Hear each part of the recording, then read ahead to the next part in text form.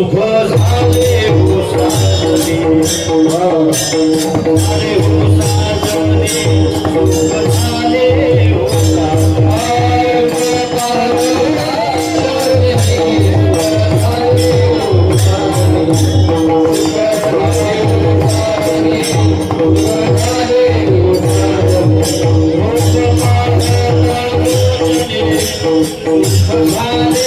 हो साजने, झाले हो साजने, सुख झाले हो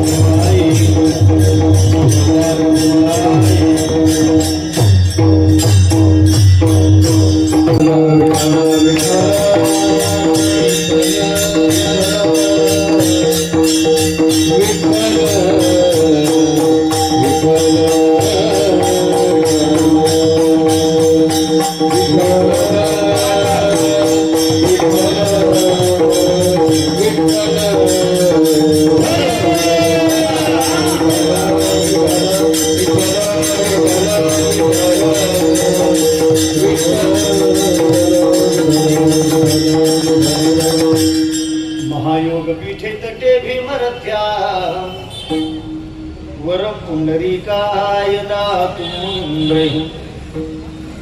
समागत्य तिष्ठन्तमानन्दकन्दं परब्रह्मलिंगं भजे पांडुरंगं नमो विठ्ठला राजया पांडुरंगा नमो रुक्मिणी माऊली ज्ञानगंगा नमो पुंडलिका नमो चंद्रभागा नमस्कार माझा रुक्मिणी पांडुरंगा पांडुरंगा करू प्रथम नमन पांडुरंगा करू प्रथम नमन पांडुरंगा करू प्रथम नमन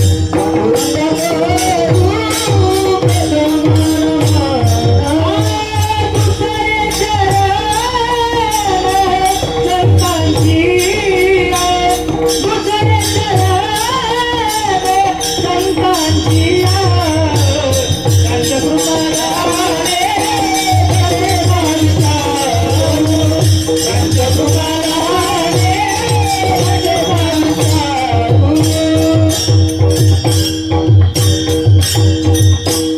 पांडुरंगा करू प्रथम नमन दुसरे चरण संतांची या त्यांच्या तुकाराने कथेचा विस्तारू बाबाजी सद्गुरु दास तुका जयांचे केले स्मरण होय सकल विद्यांचे अधिकरण तेची वंदू श्री चरण श्री गुरूंचे ते नमस्कारून आता सर्वांना आवाज येतोय ना बरोबर काय बदल करा नको ना बसलेल्याने आपल्या पायातले चपला बूट काढा कीर्तन संपेपर्यंत कुणी हालायचं नाही एखादा उठला तर अपमान करून घे याची काळजी घ्या ज्याला काम असेल अडचण असेल गडबड असेल त्यांना आत्ता उठलं तरी चालते तुमच्या समोर मी जवळजवळ तास ते सव्वा तास जास्तीत जास्त 90 मिनिटं तुमच्या बरोबर बोलणार आहे आणि 90 मिनिटं तुम्ही जीवाचं कान करून कीर्तन श्रवण कराल अशी मला अपेक्षा आहे तुम्ही किती चांगलं ऐकाल त्याच्यावरती माझा सखोल विषय आधारित असेल तुम्ही किती उंचीनं ऐकणार त्याच्यावरती माझ्या विषयाची खोली असेल लक्षात ठेवा म्हणून तुमच्या कानाला सुद्धा एक वेगळी उंची पाहिजे इकडं वाजलं उशिरा कोणतरी आलं गाडीचा आवाज आला लगेच मुंडे इकडे तिकडे हलवू नका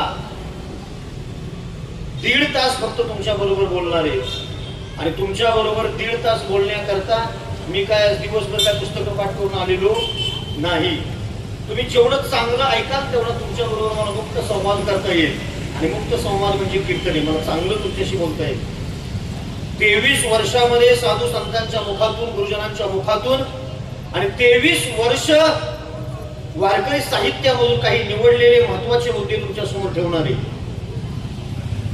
आणि तुम्हाला चांगलं सांगण्याकरता मी सुद्धा 23 वर्ष घालवलेली आहे याचं भान राहू द्या सगळ्यांना तुमच्या सवडीने कीर्तन नाही आलोय गेलोय असं नका करू कोणतरी निमित्त असतं फिरोजबाई हे निमित्त आहे पण त्याचा लाभ तुम्हाला होणार आहे आज रथसप्तमी सारखा पवित्र आणि पावन दिवस आहे 9 दिवस महिलांनी व्रत केले त्या व्रताचा समारोप झालाय समापन झालंय साक्षात सूर्यदेवाची उपासना करण्याचा आजचा दिवस आहे शास्त्रामध्ये सूर्याचा जन्म आज झाला अशी नोंद आहे आणि रथामध्ये बसून सूर्य निघाला असा उल्लेख आहे आणि त्या पवित्र आणि पावन दिवशी तुम्ही कीर्तन श्रवण करताय या पवित्र संध्येला पवित्र संध्याकाळी हा दुग्ध शर्करा योग आहे मग तुम्ही उंचीनं ऐका एवढीच अपेक्षा तुमच्या समोर ठेवतो आणि माझ्या चिंतनाला प्रारंभ करतो विठाल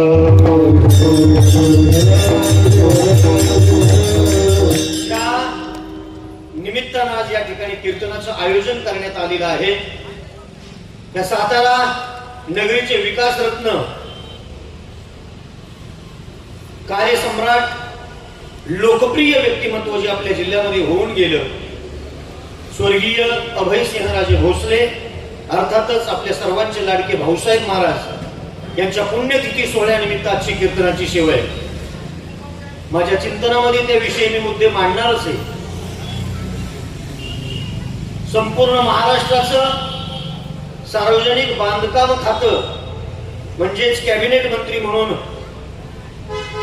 संपूर्ण महाराष्ट्राचं नेतृत्व करणारे स्वर्गीय अभयसिंह महाराजांचे चिरंजीव आपल्या सर्वांचे लाडके नेते श्रीमंत छत्रपती शिवेंद्र सिंहराजे भोसले अर्थातच महाराज साहेब यांचे विश्वासू सहकारी फिरोजभाई पठाण यांनी या कार्यक्रमाचं आयोजन केले लक्षात घ्या कीर्तन कसं झालं, कीर्तन कुणाचं झालं, कीर्तन किती वेळ झालं, कीर्तनाचा विषय काय होता, यापेक्षा या नगरीमध्ये आणि तुमच्या समोर कीर्तन झालं या गोष्टीला महत्व आहे. लक्षात ठेवा, हे कीर्तन सुरू आहे, यामध्ये कुठंही त्याचा अवमान अपमान होणार नाही याची सर्वांनी काळजी घ्यायची आणि कुणीही कुजबुज वळवळ उठून जाणं असले प्रकार करायचे नाही. चिंतनाकडे येतो. औरंगाबाद जगद्गुरु संत श्रेष्ठ तुकाराम महाराज सांगतात, चंदनाचे हात पाय ही चंदन, परिसा नाही ही न कोणी अंग. सज्जनाची तुलना करत असताना वारकरी साहित्यामध्ये जगद्गुरु तुकोबारायांच्या अभंग सुविधेमध्ये तुकाराम महाराजांनी काही मुद्दे मांडले. सज्जन कुणासारखा असतो, तर सज्जन हा चंदनासारखा असतो. चंदनाचे हात पाये ही चंदन. सज्जन हा कुणासारखा असतो, तर सज्जन हा परिसासारखा असतो. परिसा नाही ही न कवणे अंग. सज्जन हा कुणासारखा असतो, तर दीपा नाही पाठीपोटी अंधकार. सज्जन हा तेवत राहणाऱ्या आणि प्रकाशमय करणाऱ्या दिव्यासारखा असतो. सज्जन हा कुणासारखा असतो, तर त्याचा चौथा मुद्दा तुकाराम महाराजांनी मांडलाय. सज्जन हा साखरेसारखा असतो, सर्वांगी साखर अवघी गोड. सज्जनाची ख्याती सांगत असताना जगद्गुरु संत श्रेष्ठ तुकाराम महाराजांनी 4 उपमा दिलेले आहेत. बघा, अजून तुमचं कीर्तनाकडे लक्ष नाही. अरे ताई गेले, तुम्हाला बघायची काय गरज आहे? मी फार जीव होतो तुमच्या समोर बोलतोय. मी प्रवासातून आलोय आणि आल्याने असाच फेटा बांधतो तुमच्या समोर उभा आहे. मी खूप चांगलं सांगणार आहे, शपथ घेऊन सांगतो. आजचा पवित्र दिवस आहे, मी खूप चांगलं सांगणार आहे. तुम्ही चांगलं ऐकलं तर, मी चांगलं सांगावं असं तुम्हाला वाटत असेल तर तुम्ही जीवाचे कान करून कीर्तन ऐकलं पाहिजे. अतिशय शांतता प्रिय माणूस आहे मी. इतर ठिकाणी मला शांतता भंग झाली तरी चालते, पण मला कीर्तनामध्ये पिन ड्रॉप सायलेन्स पाहिजे. तुम्ही चांगल्या उंचीने कीर्तन ऐका, मी खूप चांगलं सांगणार आहे. विठाल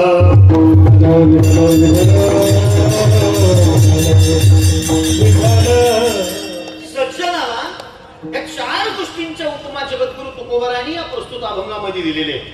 म्हणजेच या समाजामध्ये सज्जन आहेत, ऐका नीट. पण सज्जन नेमके ओळखायचे कसे? वास्तविक पाहता सज्जन हे दुर्जनांच्या गावातच राहतात. किती भयानक आहे ना, ते पटवून देणार आहे तुम्हाला. अरे दुर्जन आहेत म्हणून तर सज्जनाला किंमत आहे ना. बोरी आणि बाभळीची झाडं जंगलामध्ये आहेत म्हणून तर चंदनाला किंमत आहे ना. तर जंगलाच्या जंगल चंदनाची असती ना, तर लोकांनी चंदनाची झाडं पाडून सरपणाला घरी चुली पेटवायला वापरली असती. बोरी बाबळीची जंगल आहेत आणि एखादाच चंदनाचं झाड आहे म्हणून बोरी बाबळीच्या लिंबाच्या झाडांमध्ये एखादा चंदन असतोय म्हणून त्या चंदनाला विशेष किंमत आहे. हिरा जर शोधायला गेला तुम्ही, तर हिरा हा कोळशाच्या खाणीमध्येच सापडतो. कोळसे म्हणून हिऱ्याला किंमत आहे. नीट ऐका, कोळशाच्या खाणी ऐवजी जर हिऱ्याच्या खाणी असते ना, तर लहान लहान मुलांनी हिरे मोठे खेळायला वापरले असते.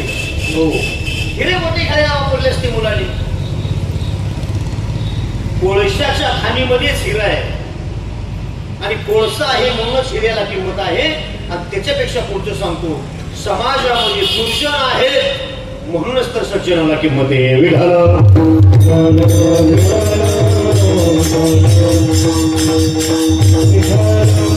नाहीतर दुर्जन सज्जन कळाला असता कसा?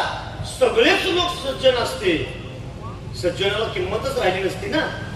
मग एखादा चंदनासारखा सज्जन असतो, एखादा साखरेसारखा सज्जन असतो, एखादा दिव्यासारखा सज्जन असतो आणि एखादा परिसासारखा सज्जन असतोय. म्हणूनच हे सज्जन फार कमी आहेत. दुर्जनांच्या नगरीमध्ये सज्जन आहेत. आता ऐका, त्याचं स्पष्टीकरण तुम्हाला देतो.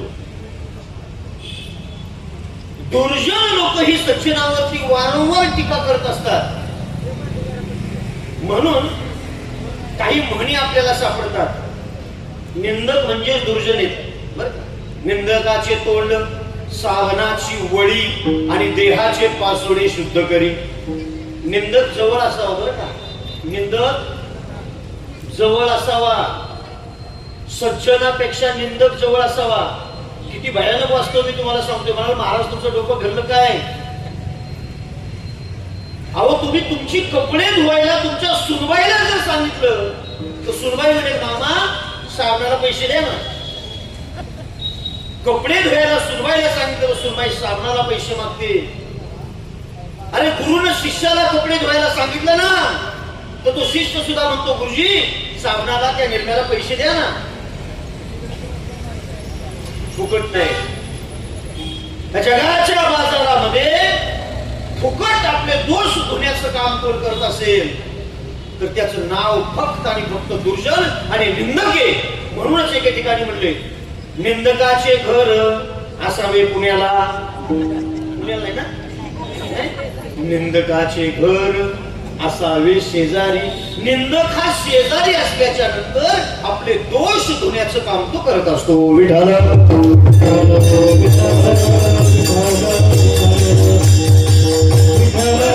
हे सज्जन दुर्जन पाप पुण्य विष्णूचे 10 अवतार येते.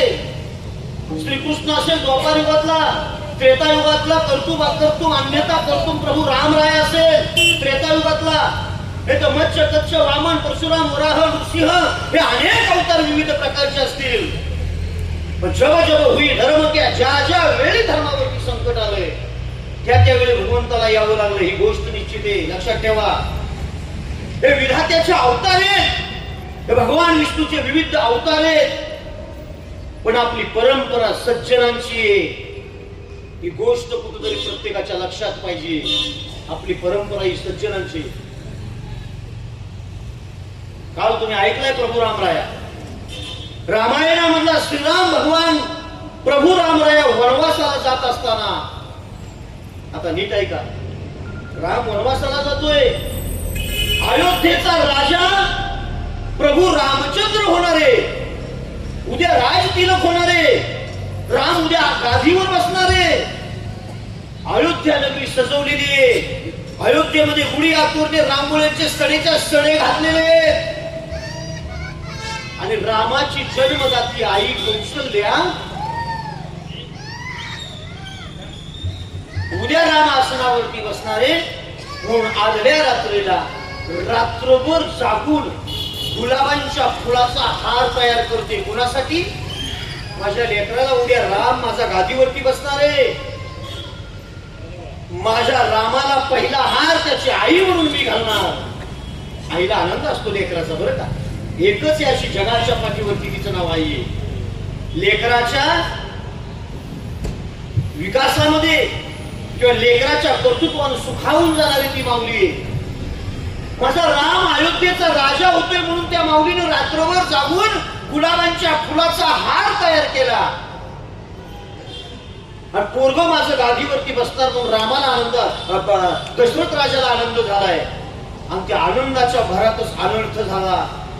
कीर्तन अख्खा ऐकायचं नसतंय. महत्वाचे मुद्दे लक्षात ठेवा. मोठमोठे अनर्थ हे आनंदाच्या भरातच होतात. कळालं वाक्य?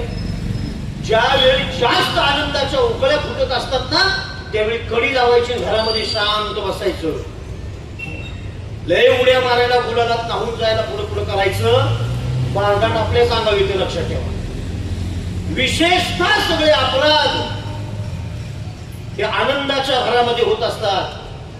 आणि दशरथ राजाला आनंद झाला होता आणि त्या आनंदाच्या घरामध्ये अनर्थ घडला. राजा दशरथ कैकेयीच्या महालामध्ये गेला. कैकेयीने काळी वस्त्र परिधान केलेली होती, कुंकू पुसलेलं होतं, घरातलं मंगळसूत्र तोडून कैकेयी बसली होती एका कोपऱ्यात. अगं राजा दशरथ म्हणतोय, अगं कैकेयी आपलं पोरग उद्या राम अयोध्येचा राजा होणार आहे, तू काय अशी अवस्था केलीस? कैकेयीने सांगितलं, आपलं नाही तुमचं, माझा भरत आहे. तुमचं पोरग माझा भरत आहे आणि माझे 2 वर तुमच्याकडून मागून घ्यायचे होते. पहिला वर त्यातला रामाला वनवास आणि दुसरा वर माझ्या भरताला राज्यगादी. हे 2 वर तुम्हाला मला द्यावे लागतील. दशरथ खालीच बसला. हे काय मागितलंस? पण पर्याय नव्हता. दुसऱ्या दिवशी सकाळी सिंहासनावरती बसणारा राम वनवासाला जाण्याकरता निघालेला आहे. सकाळी सकाळी ही गोष्ट कैकेयीच्या कानावरती पडली. कैकेयी धाडकन जमिनीवरती कोसळलेली आहे. पण कुणाचाही विचार न करता जगत पिता प्रभू रामराया वनवासाला निघालेला आहे. ऐका जरा, राम वनवासाला गेला, 14 वर्ष भरली. आता मला सगळं रामायण सांगत बसायचं नाही. 14 वर्षाच्या नंतर उद्या राम अयोध्येमध्ये उद्या येतोय. सगळे अयोध्येमध्ये दवंडी दिली, राम उद्या येतोय अयोध्येमध्ये. नीट ऐका, मी फार उंचीच सांगतो. अयोध्यावासियांना प्रचंड आनंद झालाय. 14 वर्षापूर्वी अयोध्यावासियांची अवस्था पाण्यातल्या माशासारखी झाली होती. दोहीची आजता जीवन देवी तळमळती, मीन तैसे अयोध्येचे जन रामाविन तळमळती. डोहातलं पाणी आटल्याच्या नंतर पाण्याविन माशांची अवस्था होती ना, तशी अवस्था प्रभू रामाविन अयोध्यावासियांची झाली होती. कौसल्यामाई हंबरडा फोन रडत होती, माझा राम वनवासाला निघालाय. पण आज मात्र कौशल्या मातेला प्रचंड आनंद आहे की 14 वर्ष संपली आणि माझं लेकरू आज पुन्हा घरी येते. कुलाचार, कुलधर्म, राज, शिष्टाचार, रामाच्या तिन्ही मातोश्री, 2 सावत्र आहेत आणि एक सख्खी आहे. सुमित्रा आणि कैकेयी सावत्राई आणि कौशल्या रामाची जन्मदाती आई. अयोध्येच्या सीमेवरती तिघी आरतीची ताटं घेऊन उभे आहेत. नीट ऐका महिला मंडळ. आणि या तिघींमध्ये कैकेयी सुद्धा आरतीचं ताट घेऊन उभी होती, जिनं रामाला वनवासाला लावला. ती कैकेयी विचार करत होती, 14 वर्षे अयोध्येतलं माझ्याबरोबर कुणी बोललं नाही. ज्याच्या करता रामाला वनवासाला लावला तो माझा मुलगा भरत 14 वर्ष मला आई म्हणून हाक सुद्धा त्यानं मारली नाही. माझ्याकडून अपराध झालाय मोठा. अरे मला आई म्हणून नका हाक मारू द्या, पण त्यानं राजा तरी व्हायचं होतं. पण तो स्वतः राजा न बनता रामाच्या पायातल्या चपला म्हणजे रामाच्या पायातल्या पादुका त्यानं राजगादीवरती मांडल्या. म्हणजे माझा राम सगळ्यांवर प्रेम करणार आहे, माझ्या रामावर सगळे प्रेम करणार आहेत. पण मलाच चांडाळणीला कशी दुर्बुद्धी सुचली आणि मी माझ्या रामाला वनवासाला लावला. पण 14 वर्षे संपली. ज्याच्यासाठी वनवासाला लावला तो भरत आई म्हणत नाही. राजाची आई म्हणून मिरवायचं होतं अयोध्येमध्ये. त्या अयोध्येतला आता कुणीही बोलायला तयार नाही. आणि लेकरू वनवासाला गेलं. किती बी पापीने आरतीचं ताट घेऊन उभे असताना तिला जाणीव झाली. ऐका जरा, राम अयोध्येमध्ये आल्याच्या नंतर माझ्या तोंडाकडे सुद्धा बघणार हे कुणाला वाटत होतं? कैकेयीला वाटत. चांगलं ऐकत. कैकेयीला वाटत होतं हा राम माझ्या तोंडाकडे सुद्धा बघणार नाही, मी त्याला त्रास दिलाय. पण पर्याय नव्हता. कौशल्या सुमित्रेबरोबर कैकेयी सुद्धा आरतीचं ताट घेऊन उभी आहे. आणि राम ज्यावेळी अयोध्येच्या वेशीमध्ये त्या पांढरीमध्ये पदार्पण केलं, समोर जन्मदाती आई कौशल्या दिसत्या, सुमित्रा दिसत आहे, कैकेयी उभी आहे. रामानं कौशल्येकडे पाहिलं नाही, सुमित्रेकडे पाहिलं नाही. प्रभू रामराया थेट गेले, ते कैकेयीच्या जवळ गेले, कैकेयीच्या पायावर डोकं ठेवलं, कैकेयीला कडकडून मिठी मारली आणि कैकेयीला विचारलं, आई कशी आहेस ग तू? त्यावेळी कैकेयी मारून बडवून घ्यायला लागली, यार मी पापीन, मी चांडाळीन, मी तुला त्रास दिला, पण एक सांग ना रामा, अरे मी एवढं पाप केलं, अरे तुला मी 14 वर्ष वनवासाला लावला आणि तरी सुद्धा तू सगळ्यात आधी येऊन माझं दर्शन घेतलंस, कसं काय शक्य आहे रे? काय सज्जनता आहे रामा? ऐका ना जरा, ऐका ना जरा. हो, दुर्जनम प्रथम वंदे सज्जन तद नंतरम. माणसानं नेहमी दुर्जनाला नमस्कार करायचा. सज्जन हा सज्जनच असतोय. शास्त्र सांगतो दुर्जना बाबा हो, लांबून का होईना पण दुर्जनाला आधी नमस्कार करा. ते नमस्काराचं भुकेलेलं असते ते दुर्जने, सज्जनाला त्याची पडलेली नसते. सज्जन तदनंतरम, सज्जन हा नंतरचा विषय, आधी दुर्जनाला नमस्कार सांगितलाय शास्त्रानं. कैकेयी म्हणली का बाळा तू माझ्या जवळ आधी आलास? त्यावेळी रामानं सांगितलं, अगं आई तू मला वनवासाला लावल्यामुळे फार फायदे झाले ग माझे. रामा काय फायदा झाला रे तुला? मी तुझ्या बरोबर एवढी क्रूर वागले, तुला वनवासाला पाठवलं, त्याच्यामुळे तुला काय फायदा झाला? रामानं सांगितलं, आई तू मला वनवासाला लावलंस ना, म्हणून मला माझ्या बापाचं माझ्यावरती किती प्रेम आहे ते कळालं ग. मी वनवासाला गेल्याबरोबर अवघ्या 4 दिवसामध्ये राजा दशरथानं राम राम राम म्हणून आपला देह त्याग केला, आपला प्राण सोडला मुलाच्या विरहानं. माझ्या प्रेमापायी माझ्या बापानं म्हणजे राजा दशरथानं प्राण सोडला. आई किती प्रेम आहे माझ्या बापावरती, बापाचं माझ्यावरती मला कळालं. सात स्नेहो भरत महिमा पौरुषम वायुसुतो सख्यम चापे प्लवगम रूपते कापे सौमित्रो भक्ते सीता सत्वम निज भुजबलम वैरिना वैरी भावः एतत् सर्वं तव चरणयो मातुरेषु प्रसादाः. आई तुझ्या चरणाच्या प्रसादामुळे कळालं मला माझ्या बापाचं माझ्यावरती किती प्रेम आहे. आई तू मला वनवासाला पाठवलंस त्यामुळे मला कळालं माझा भरत माझ्यावरती किती प्रेम करतो. 14 वर्ष राज्यगादीचा त्याग केला, माझ्या पायातल्या पादुका त्या आसनावरती मांडल्या. आणि आई तू मला वनवासाला पाठवलंस ना, म्हणून मला भक्त श्रेष्ठ भक्तोंकार राजा ज्याला म्हणलं जातं असा भक्तराज मारुती मला वनवासामध्ये मिळाला. हो, ज्याला भक्तोंकार राजा म्हण. बलबुद्धी विद्या देहु मोही हरहु कलेश विकार.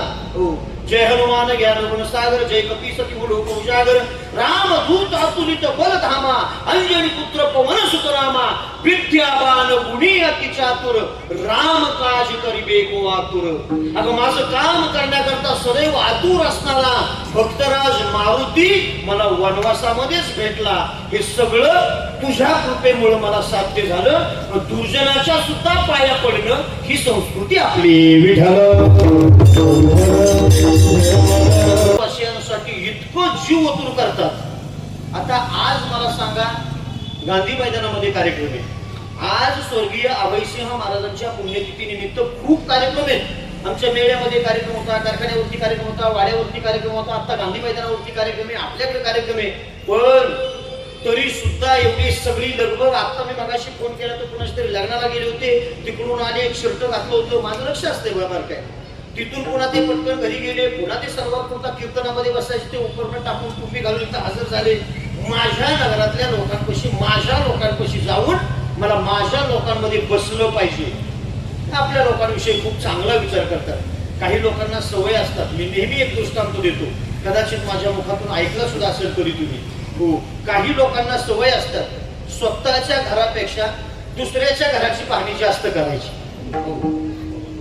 पण आपला विलासपूरचा कुटुंब प्रमुख, प्रत्येकाच्या सुखदुःखामध्ये सहभागी होणारा आपला माणूस कायम आपल्यामध्ये असतो, हे भान प्रत्येकाला पाहिजे. मी 3 वर्ष झाली या गोष्टीचा साक्षीदार आहे. काही लोकांना शेजारच्या घराचा आनंद घ्यायची फार सवय. एक विनोदानं दृष्टांत, घरामध्ये पाहुणे आले होते, 10-20 पाहुणे घरी आले होते. सुंदर स्वयंपाकाचं नियोजन होतं, चांगल्या लोकांना जेवण करायचं होतं. आता जेवण करणं, लोकांना जेवण घालणं, मी किती भारी आहे, मी किती मोठा आहे, माझी बायको किती भारी स्वयंपाक करते, माझ्या घरात कसे बायकोनं घातलेलं सोनं दाखवायचे, माझं घर दाखवायचे, माझ्या घरातलं फर्निचर दाखवायचे. लोक काही काय कारण काढतात आणि मित्रपरिवार घरी जेवायला बोलवतात. असाच एक छोटेखानी कार्यक्रम होता. छोटेखानी मित्र परिवाराला घरी जेवायला बोलवलं होता. नीट आहे का? नीट आहे का? माझा मुद्दा सुटत नाही, मी बरोबर वेळेत थांबवणार आहे तुम्हाला. हो, मला माहिती आहे तुमची किती वाजेपर्यंत कीर्तन ऐकायची मानसिकता आहे. 23 वर्ष झालं मी हेच करतोय. एका जरी माणसाला अशी चांगली दिली तर 1 मिनिटात कीर्तन थांबवणार आहे. हो, तुम्ही ठरवा, ऐकायचं असतं तर कोणी असं पेंगाळ्यागत करणार. घरी पाहुणे आलेले, या पाहुण्यांचा पाहुणचार करण्यासाठी घरातल्या महिला सुंदर स्वयंपाक करतायत. स्वयंपाकाचं आयोजन सुरू आहे. पाहुणी मंडळी आली. बैठकीमध्ये म्हणजे बाहेरच्या हॉलमध्ये त्या कुटुंबाचा प्रमुख, त्या कुटुंबाचा मालक त्या पाहुण्यांबरोबर गप्पा मारतोय. आणि अर्ध्या पाऊण तासाच्या नंतर त्या घरातली मालकी ती बाई बाहेर आली आणि हॉलमध्ये येऊन सांगितलं, हो स्वयंपाक पूर्ण तयार झालाय, पाहुण्यांना हातपाय धुवायला पाणी द्या, तोपर्यंत आम्ही ताटं करतो. घरामध्ये ताटं करतो त्या बैठकीमध्ये. पाहुण्यांना बादलीवर पाणी बाहेर हात धुण्याकरता नेलं. सगळे पाहुणे उठून बाहेर अंगणामध्ये गेले. त्या घरातल्या महिलांनी रांगोळी घालून ताटं मांडली ताटाच्या भोवतीला सुंदर रांगोळी घातली, पाट मांडले आणि ताटामध्ये 10 पदार्थ वाढले. किती? 10 पदार्थ ताटामध्ये अतिशय सुंदर स्वयंपाक केलाय. त्या महिलांनी फार चांगला स्वयंपाक केला होता. रांगोळ्या घालून ताट तयार होती. पाहुणे मंडळी बाहेर हात धुवत होती आणि ती लोक बाहेरून आत येणार तेवढे ते घरातलं बारकं पोरगं रांगत रांगत रांगत त्या ताटांच्या जवळ आलं आणि जिथं ताट केली होती त्याच्या अगदी जवळच त्यानं देहधर्म केला. देहधर्म कळाला का बोलून सांगू? कीर्तनात सांगता येत नाही म्हणून म्हणलं. बारकं पोरगं ते देवाचा अवतार आहे, त्याला काय कळते? लय मोठी पाहुणे आणि घरी जेवायला त्यांच्या समोर घाण करू नये, त्याला काय कळते? त्यानं त्या एका ताटाच्या समोर त्या पंक्तीच्या तिथंच घाण केली. ती आई एकदम हुशार होती. ती आई म्हणली आता काढत बसणं म्हणजे प्रदर्शनच आहे की पाहुणे येऊन बसणार आहेत. पण ती हुशार असल्यामुळं, ती सुगरण पक्की तयार असल्यामुळं तिनं पटकन एक पाटी घेतली. पाटी कळती ना, पाटील वगैरे असं पाटी, आणि पटकन त्याच्यावरती उलटी झाकून टाकलं. विषय संपवला त्याचा. त्या मुलानं घाण केली, त्या मुलाने झाकून टाकली. लोक आली, जेवायला बसली. 2-2 घास प्रत्येकाने खाल्ले आणि एकाचं लक्ष पाठीकडे गेलं. त्यानं शेजारच्याला ढोसा लावला. तुला काय कळतंय का? ताटात पदार्थ किती आहेत? ऐकताय ना कीर्तन? किती? 10 पदार्थ ताटामध्ये मांडले. पण एकाचं लक्ष पाठीकडे गेलं आणि त्यानं शेजारच्याला ढोसाला म्हणलं ऐकतोयस का? काय झालं? बाईसाहेबांनी सगळे पदार्थ वाढलेच पण बहुतेक पाठी खालचं वाढायला राहिले वाटतं.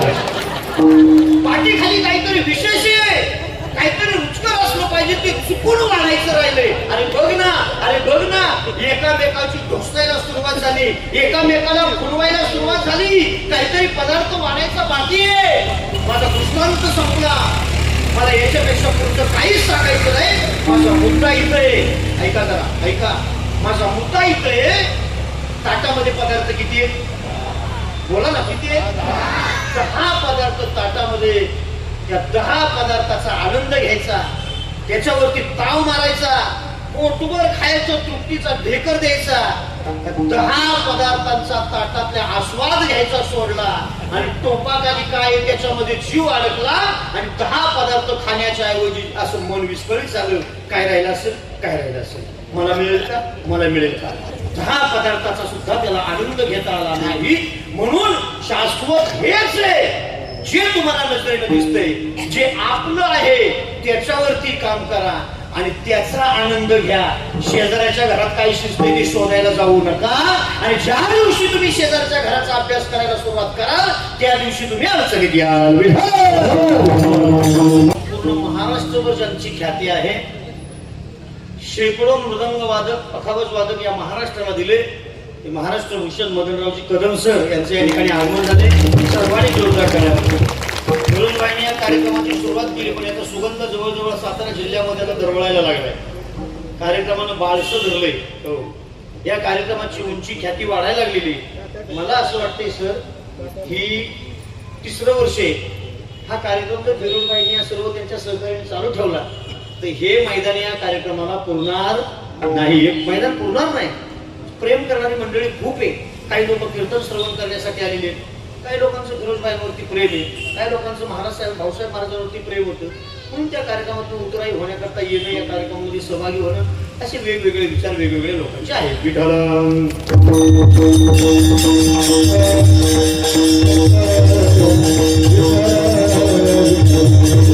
मुद्दाम कुठं होता माझा?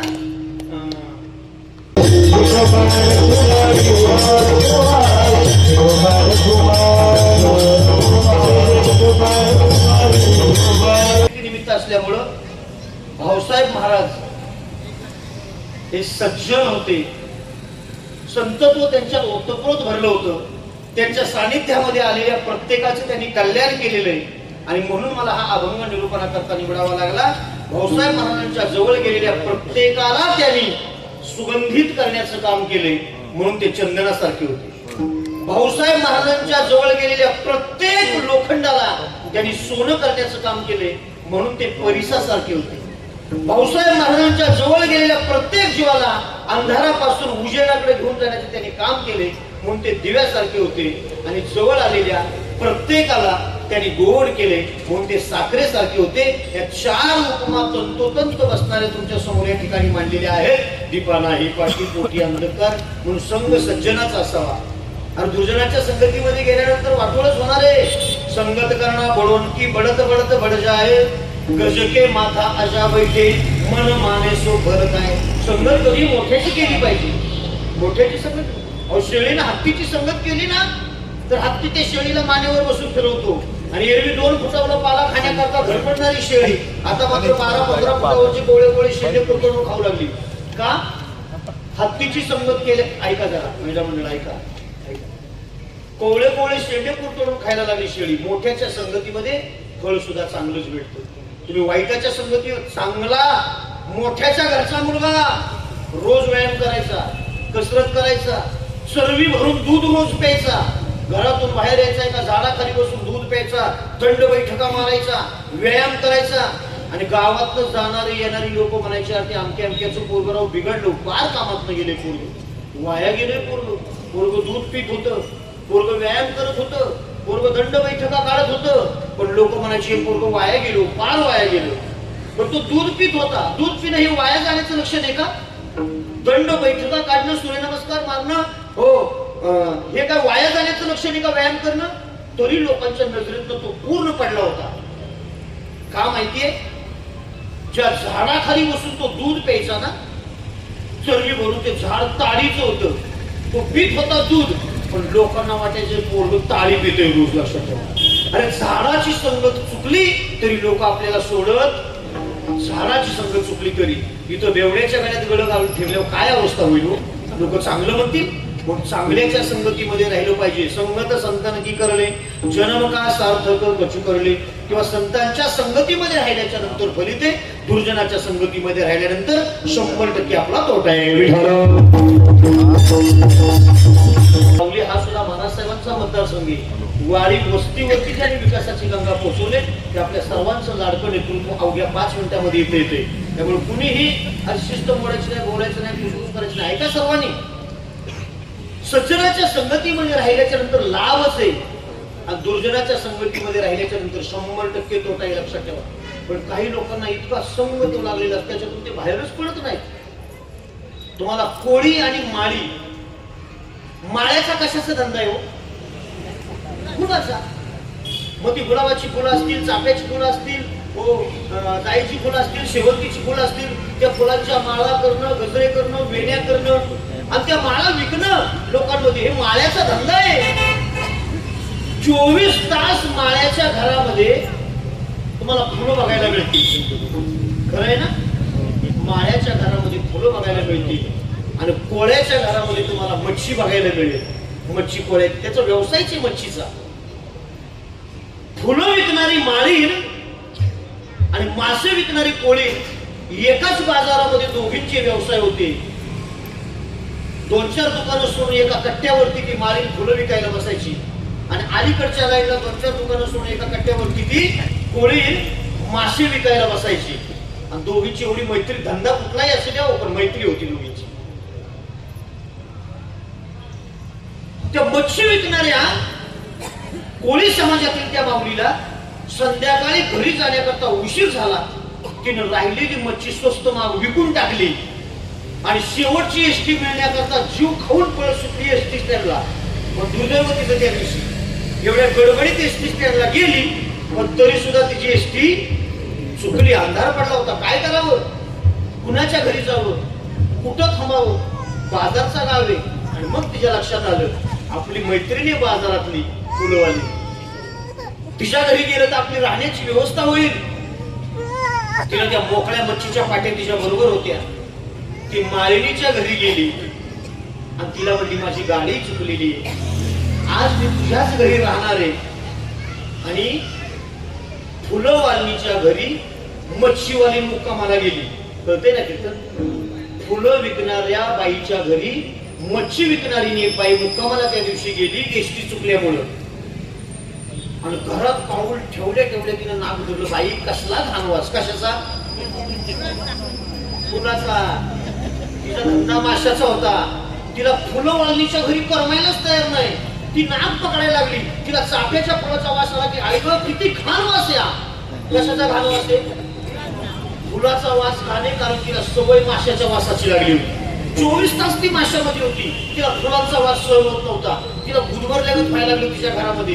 ती म्हणायला लागली अगं किती कसं राहतीस या घरात, फुलं ठेवलेल्या घरात कसं राहतीस. कारण हिला मच्छीची सवय.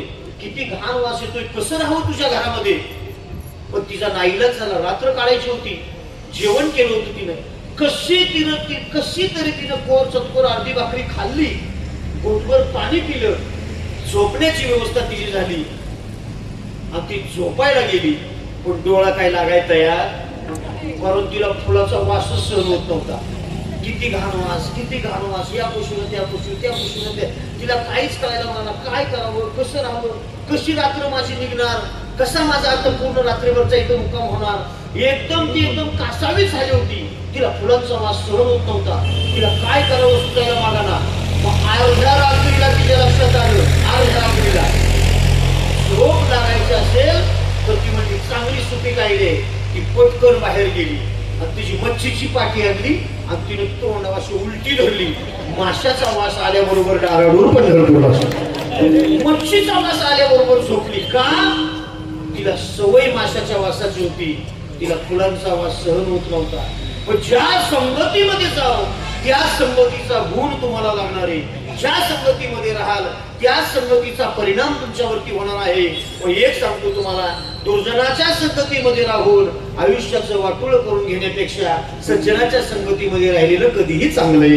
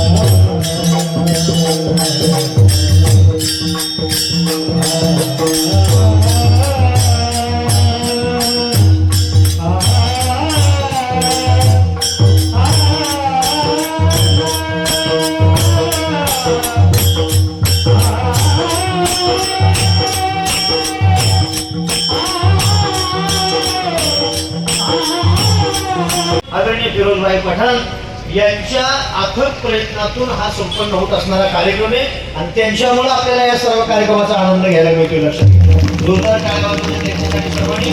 3 दिवस भाईसाहेब, 3 दिवस विलासपूर एका पंढरपूर हेच कळलं नाही आम्हाला.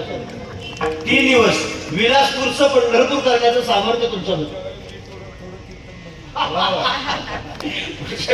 पुढच्या वेळी नक्कीच काय म्हणतो तुम्ही काहीतरी म्हणा एखादा आपण पुढच्या वर्षी. खूप छान. असंच तुम्ही हे सातत्य याच्यामध्ये ठेवावं. वारकरी महामंडळ आणि सर्व त्याचे पदाधिकारी नक्कीच या कार्यक्रमाला अगदी चांगल्या पद्धतीने सहकार्य करून आज विशेष उपस्थिती मदनरावजी कदम सर, महाराष्ट्रातलं वैभवी मृदंगातलं आमचे रवी महाराज लोहार, सुंदर गायक, वादक, कीर्तनकार, अष्टपैलू व्यक्तिमत्व. 3 दिवस आमच्या गुरुकुलच्या विद्यार्थ्यांनी या ठिकाणी सेवा केली. समर्थावरती आमच्या सगळेजण तुम्ही प्रेम करता. 6 वर्ष वय त्याचे, 6 वर्ष वय, पण त्याला 15 वर्षाच्या पोराची अक्कल आहे. तुमच्या माहितीसाठी सांगतो, युट्यूब वरती त्याचे काही व्हिडिओ, युट्यूबला सर्च करा, श्री विठ्ठलधाम नावानं आमचं युट्यूब चॅनल आहे आणि त्याच्यावरती गुरुकुलमध्ये अवतरला माखनचोर कन्हैया. पुन्हा त्याने इथे आकाश कंदील शाळेतनं बनवायला सांगितलेला, तो त्याचा मोडला, त्याने केलेला धिंगाणा, ते सगळे व्हिडिओ त्या युट्यूब वरती पाहायला मिळतील. एवढे हो अडचणी, 100 अडचणी त्याच्या मागं. या वयामध्ये आईनं नाक पुसावं, आईनं आंघोळ घालावी, आईनं कपडे घालावे, आईनं नटवावं, आईनं सजवावं, आईनं प्रेमानं कुठतरी गावांना हात फिरावं. या वयामध्ये तो गुरुकुलमध्ये राहतोय. पहाटे 4 वाजता उठून गार पाण्यानं आंघोळ करतोय. आई नाही जवळ त्याची, त्याला जवळ घ्यायला, पुसून घ्यायला, गालावरून हात फिरवायला. हे फार अवघड आहे. ते लेकरू 3 दिवस येऊन त्याला तुमचं मनोरंजन केले, ते उड्या मारल्या, खेळ घेत, आनंद घेतला. हे गुरुकुलचे सगळे विद्यार्थी लांबून येऊन श्री विठ्ठलधाम प्रति पंढरपूर क्षेत्र, आंबेघर तालुका, जावली, महाबळेश्वरच्या पायथ्याला मेढ्यापासून अवघे 8 किलोमीटर अंतरावरती 17,000 चौरस फुटामध्ये आम्ही प्रति पंढरपूर तयार केले. भाईसाहेबांना येऊन गेले. हो, महाराजांचं खूप प्रेम आहे माझ्यावरती, जीवापाड प्रेम आहे महाराजांचं माझ्यावरती. गुरुकुलमध्ये काय कमी जास्त या बारीक सारीक गोष्टी माझ्यावरती नितांत प्रेम करून पाहत असतात. गुरुकुलच्या विद्यार्थ्यांना काही कमी जास्त कायम पाहत असतात.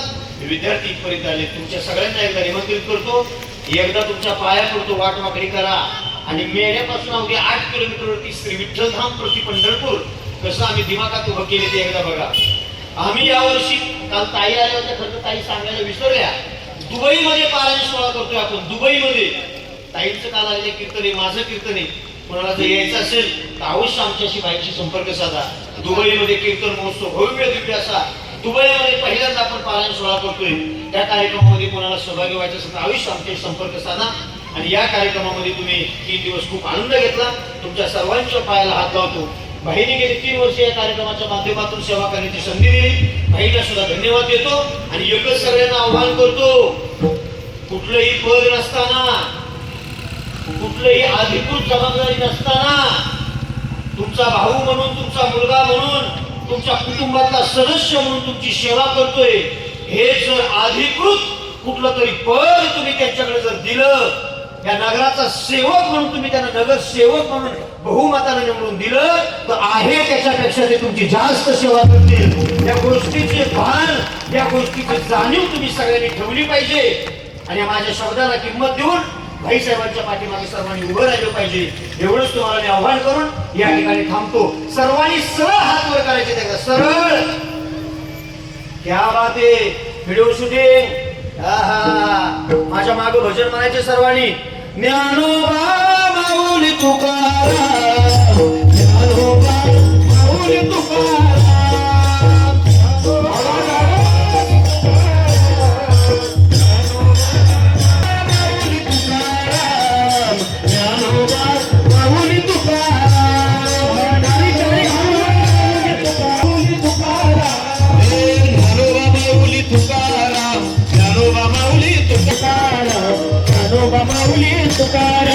विलासपुर में एक ही नाम, ज्ञानोबा माऊली तुकाराम. विलासपुर में एक ही नाम, ज्ञानोबा ज्ञानोबा माऊली तुकाराम, ज्ञानोबा माऊली तुकाराम, ज्ञानोबा माऊली तुकाराम.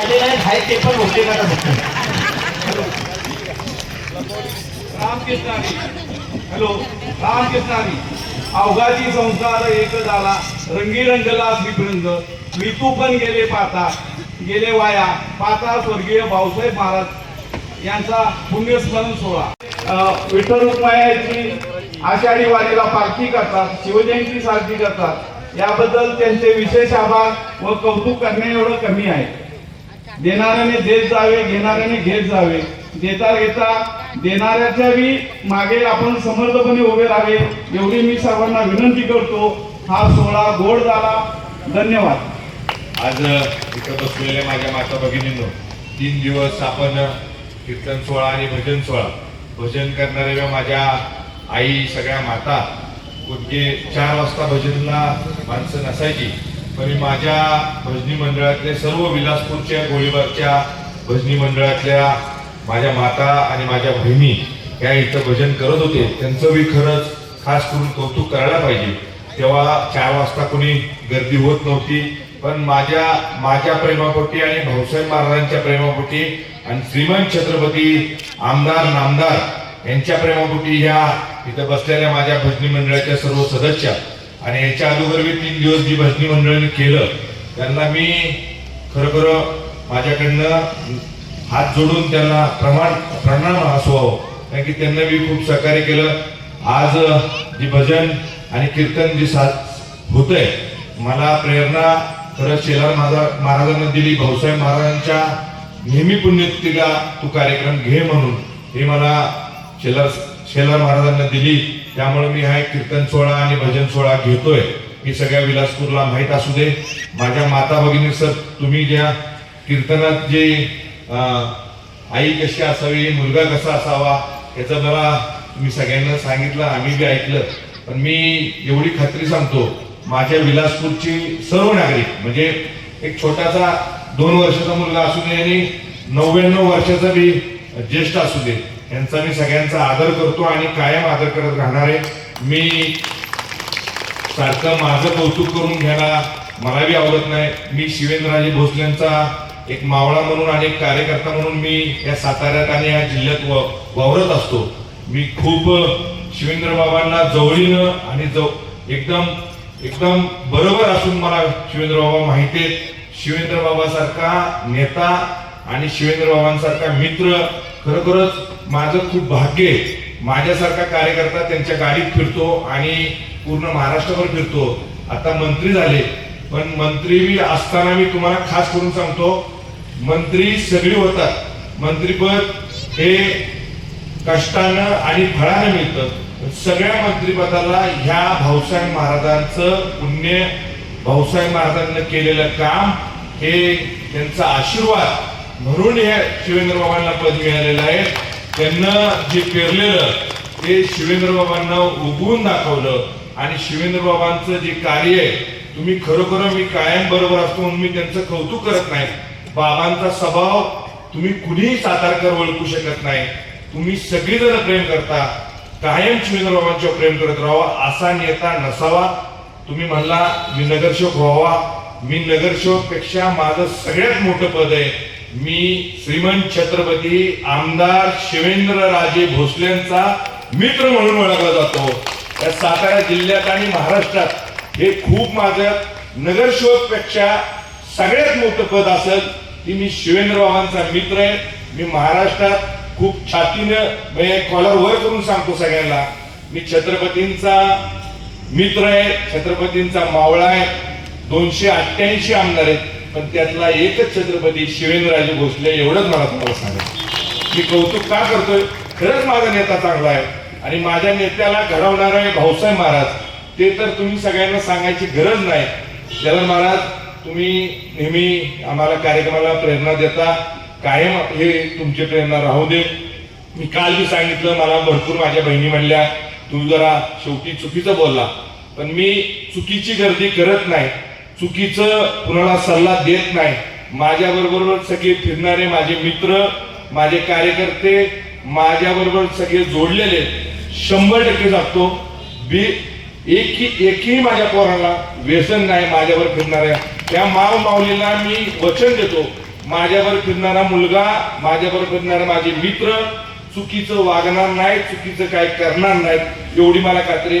एकही माझ्यातला मित्र असलेला तंबाखू खात नाही, सिगरेट ओढत नाही, दारू पित नाही. त्यामुळं तुमचं कीर्तन भजन या विलासपूरला सार्थक राहील, एवढंच मला तुम्हाला सांगायचंय. पुन्हा एकदा तुम्ही वेळात वेळ काढून दरवर्षी येता. आपली शिवजयंती 19 तारखेला शिवजयंती आहे. नेहमीप्रमाणे शिवजयंती जेव्हा मी हयात आहे, मी सारखं बोलतो का, जेव्हा मी फिरोज पठाण हयात आहे तवर या विलासपूरला शिवजयंती साजरी होणार आहे. आणि मी काल सांगितलं माझा मुलगा बी करेल, त्याला बी तेवढंच सगळ्या गोष्टीची आवड आहे.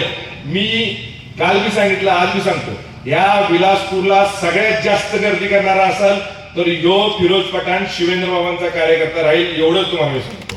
या सगळ्या गोष्टीला मी नसलो तरी ज्या दिवशी मी जाईल त्या दिवशी सगळ्यात जास्त गर्दी करणारा योच फिरोज पठाण असेल, एवढंच मला तुम्हाला सांगायचं. धन्यवाद. तुम्ही सगळं प्रत्येक कार्यक्रमाला माझ्या माता भगिनींना तर मनापासून मी साष्टांग नमस्कार करतो. सगळ्या कार्यक्रमाला माझे सगळे ज्येष्ठ, माझे युवक मित्र आणि सगळेच विलासपूरची ज्या पद्धतीनं इथं मला सहभागाला सगळ्या गोष्टीला, म्हणजे कुठलाही कार्यक्रम असू दे, मला सांगायला लागत नाही, मला रडायला लागत नाही, बाबा माणसं गोळा करा. खरोखर महाराज, शहरात माणसं गोळा होत नाहीत. ही माझं आणि माझ्या नेत्याचं आणि माझ्या बरोबर असलेले सगळे माझ्या बहिणी, म्हणजे 100% सांगतो, हा माझ्या सगळ्या बहिणींचा श्रेय आणि सगळ्या मित्रांचा आणि सगळ्या ज्येष्ठांचा. पुन्हा एकदा मी तुम्हाला हात जोडून सांगतो, कायम मी तुमच्या बरोबर आहे. शिवजयंती, विलासपूरची शिवजयंती ही तुमच्या विलासपूरची गोळीबारची शिवजयंती राहील. आणि शिवजयंतीला प्रत्येकानं आपलं चूल बंद, म्हणजे मराठी भाषेत सांगतात चूल बंद, आता गॅस बंद, तुम्ही सगळ्यांना महाप्रसाद नेहमीप्रमाणे असतो, त्या महाप्रसादाचा सगळ्यांना लाभ घ्यावा अशी माझी नम्र विनंती. जास्तीत जास्त संख्येनं तुम्ही प्रत्येक वेळा येता. मी तुम्हाला सगळ्यांना हे कार्यक्रमाला शोभा काय येते, तुम्ही जास्त संख्येनं, ह्याच खुर्च्या मोकळ्या असत्या, हेच 4-5 जण असतील तर या कार्यक्रमाला शोभा येत नाही. कार्यक्रमाला शोभा आणणारे तुम्ही सगळे समोर बसलेले, तुमचे मनापासून सगळ्यांचे आभार मानतो आणि माझे 2 शब्द संपवतो. जय हिंद, जय भारत. 1 मिनिट. या कार्यक्रमासाठी आज ज्यांची विशेष उपस्थिती लाभलेली आहे, महाराष्ट्रातील एक ख्यातनाम मृदंग सम्राट मदनरावजी कदम सर यांचा या ठिकाणी सन्मान होणार आहे. त्याचप्रमाणे व्यसनमुक्त युवक संघटनेचे सातारा जिल्ह्याचे अध्यक्ष आदरणीय संजयजी आहेरेकर सर यांचा देखील या ठिकाणी सन्मान होणार आहे. आहेरेकर सरांनी आपल्या सन्मानाचा स्वीकार करायचा आहे.